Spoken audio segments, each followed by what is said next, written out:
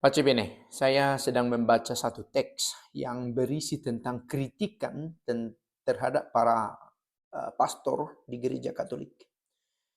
Ditulis dengan judul Romo Kodok, seperti kodok yang bernyanyi ketika hujan deras, tetapi toh tidak membawa perubahan, toh suaranya nyaring terdengar tetapi tidak menggerakkan apa-apa, tidak menggerakkan umat,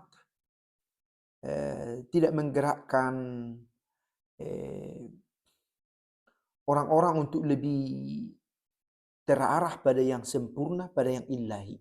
Untuk berani bersuara melawan kelaliman yang buruk, melawan yang buruk. Itu dikatakan oleh tulisan itu. Meski ada kesan saya tidak terarah juga apa yang mau dia tuju. Pada bagian penutup dari kritiknya itu dia lebih menekankan betapa pentingnya memberikan peran perempuan memberikan perempuan peran-peran yang lebih penting di dalam gereja. Dan saya pikir tidak ada korelasinya.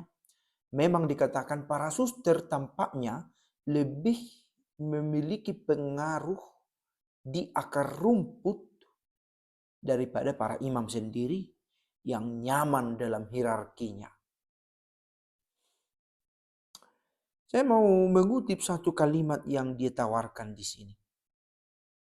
Imam-imam berlomba menjadi spiritualis yang nyaris tidak bisa dibedakan dengan para motivator.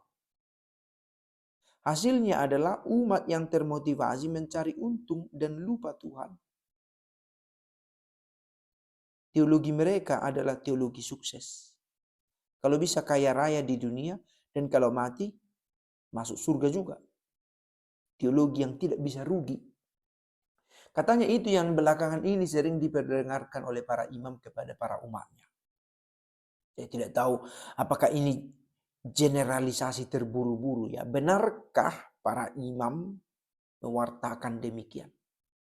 Tapi terlepas dari menyimpulkan bahwa para imam telah melakukan itu, memang harus diberi perhatian bahwa ada kecenderungan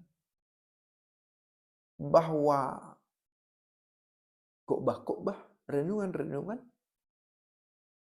berubah pelan-pelan seperti sebuah motivasi yang seorang bukan Katolik pun bisa menyampaikannya. Dan ini pernah menjadi satu debat, satu perbincangan hangat juga di sini. Bagaimana renungan-renungan itu menjadi sangat humanis sampai peran Kristus sebagai Allah, Allah Putra, penyelamat, tidak mendapatkan tempat dalam perhatian umat.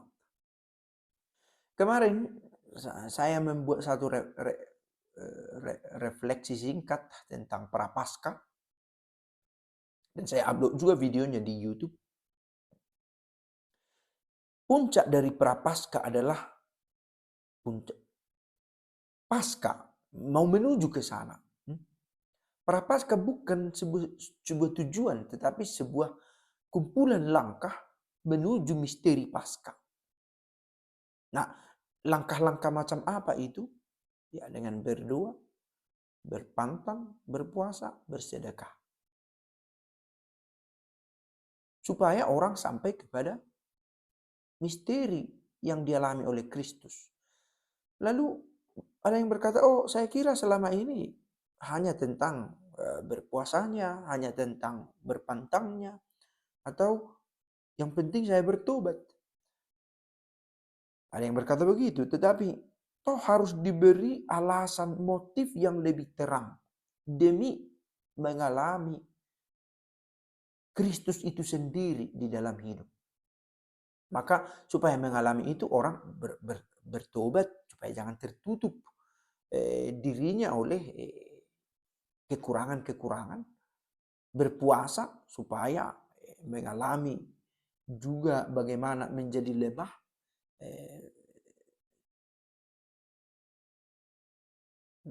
menjadi tergantung, menjadi vulnerable, sehingga memiliki daya refleksi yang lebih tajam tentang hidup rohaninya. Nah, akhirnya harus sampai kepada misteri Paskah. Nah, toh ini harus disuarakan supaya jangan jatuh pada yang dikatakan tadi, tidak ada bedanya dengan para motivator. Dan ini sudah beberapa kali juga kita sampaikan saya sampaikan di video-video. Bahwa seringkali renungan-renungan itu jatuh pada sejauh menyenangkan telinga, hati dari si pendengar. Dan ini adalah kecondongan yang harus diantisipasi. Jangan menjadi sebuah acuan. Nanti kalau saya berkhotbah kurang menyemangati hati yang sedih-sedih dan tidak ada lucu-lucunya, orang menilai khotbah saya tidak enak, tidak bagus. Karena salah mengambil indikator. Apa itu khotbah yang baik?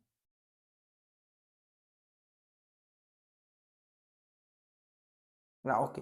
Nah, pertanyaan lain, pantaskah juga para imam sendiri yang dipersalahkan dalam situasi ini? Saya pikir yang harus dibangun bersama adalah kesadaran yang tadi kita sudah bahas. Sampai kepada Kristus. Itulah refleksi kita. Bersatu dengannya, itu bahasa-bahasa teologis yang dipakai. Tetapi mengalami Kristus itu sendiri. Bukan berarti kita menjadi yang kebal terhadap dosa-dosa. Tetapi bahkan bila dosa merasuk lagi, kita punya kemampuan untuk ingin bersih dan kembali kepadanya. Dan lagi dan lagi. Kita berterima kasih juga pada kritik-kritik ini. Tetapi harus juga dibangun kesadaran bahwa ini bukan perbaikan sepihak. Yang hanya sekedar menuntut orang lain harus berubah. Mentalitas berimannya harus berubah juga. Bagaimana keinginan untuk belajar dan mendalami iman itu.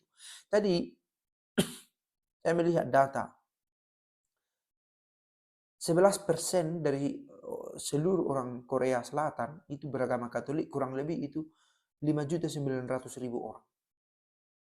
Persentase di Indonesia itu lebih kecil, tetapi jumlahnya lebih besar karena jumlah penduduk yang lebih besar. Di Indonesia saya pikir hampir 2 kali lipat dari orang Katolik di Korea Selatan. Tetapi apakah sama cara mendalami iman itu antara yang orang Korea Selatan lakukan dengan yang orang Indonesia kita ini lakukan? Tadi ada diskusi yang kebenarannya bisa diragukan. Tetapi dikatakan sepertinya orang Korea ini membawa etos kerjanya, semangat kerjanya, mentalitas bekerjanya ke dalam pendalaman imannya. Sehingga tak heran semakin banyak suster, semakin banyak pastor dari Korea studi belajar ke Roma atau ke kota lain untuk mendalami iman itu. Terus menggali, membuat jurnal-jurnal, membuat penelitian yang sedikit banyak pasti berpengaruh pada cara beriman, cara berbicara tentang iman, dan berelasi dengan orang-orang yang tidak seiman. Yang kita harapkan juga terjadi di antara kita. Perkembangan serupa. Hanya sebuah berbagi sebuah sharing pemikiran. Ciao.